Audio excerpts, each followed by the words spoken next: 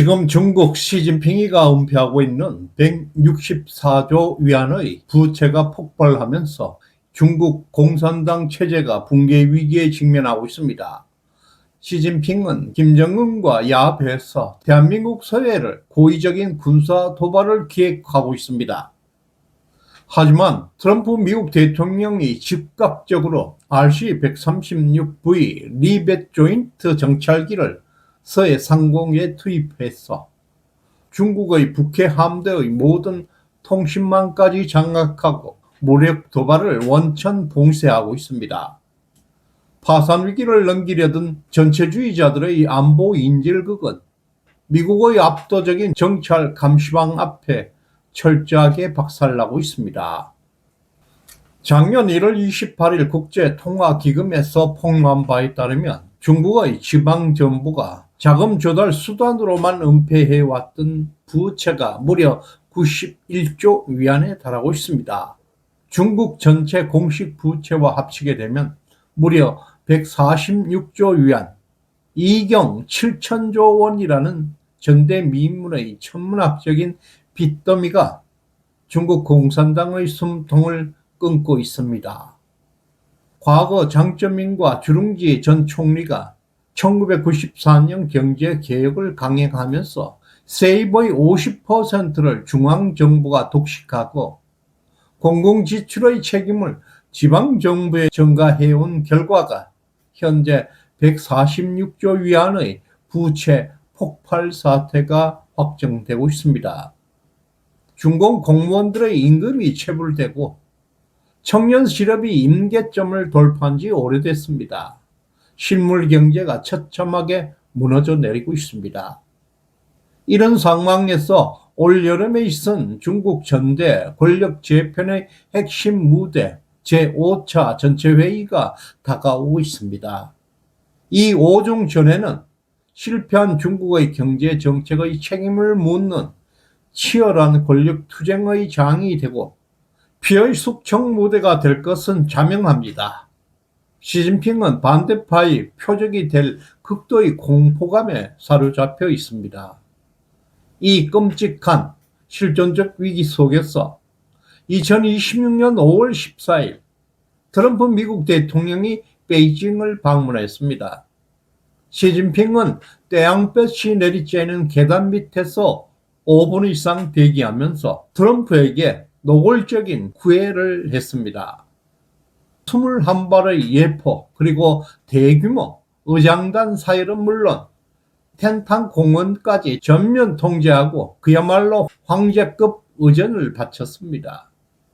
그리고 마르코 루비오 미국 국무장관과 스티븐 밀러 미국 백악관 특별보좌관 등 미국 대표단은 시진핑과의 시선마저 완전히 차단하고 철저한 침묵과 적대감으로 일관했습니다.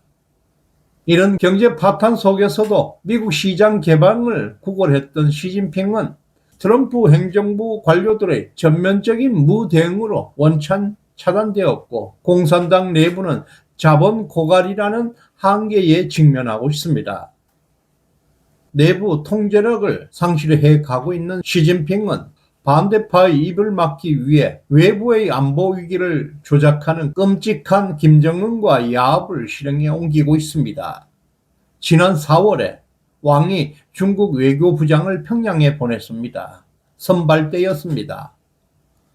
시진핑의 선발 경호팀을 이미 북한 내부에 진입시키고 있고 이들은 김정은과 야합해서 대한민국 서해 해상에서 고의적인 군사 충돌을 일으키는 치밀한 계획을 수립했습니다.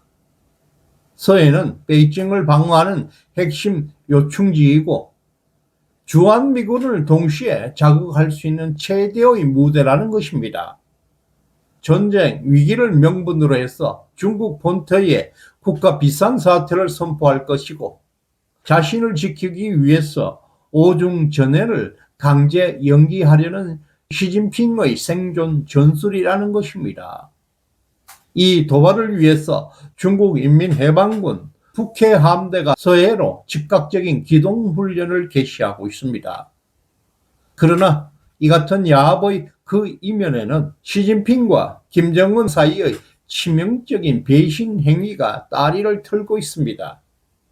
러시아의 뒷배를 믿고 중국의 통제를 이탈하려 했던 북한과 이것을 억누르면서 위기 탈출의 도구로 북한을 소모품처럼 이용하려 했던 시진핑의 모순된 결탁은 자유진영의 안보를 정면으로 위협했습니다.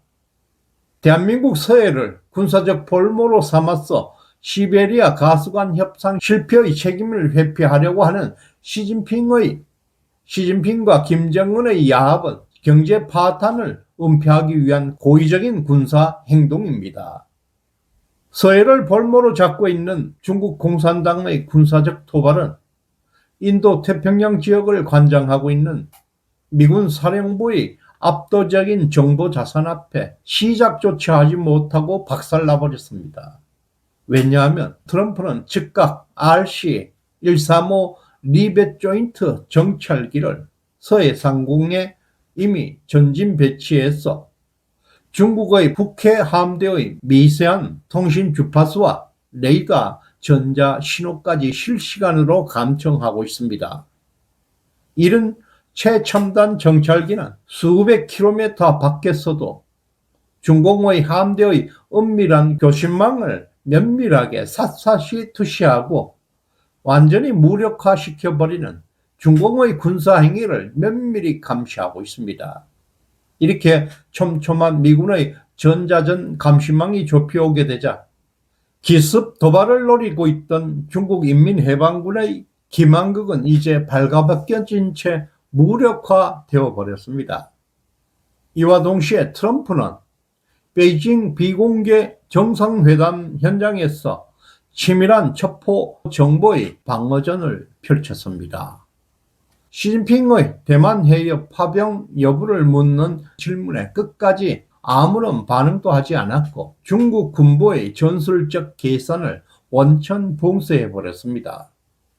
그리고 미국 백악관 대표단은 에어포스원 탑승 전에 중국 당국이 제공했던 환대용 배지 그리고 일회용 휴대전화 등등 모든 환대용 물품을 대형 폐기하며 전량 투기해버렸습니다.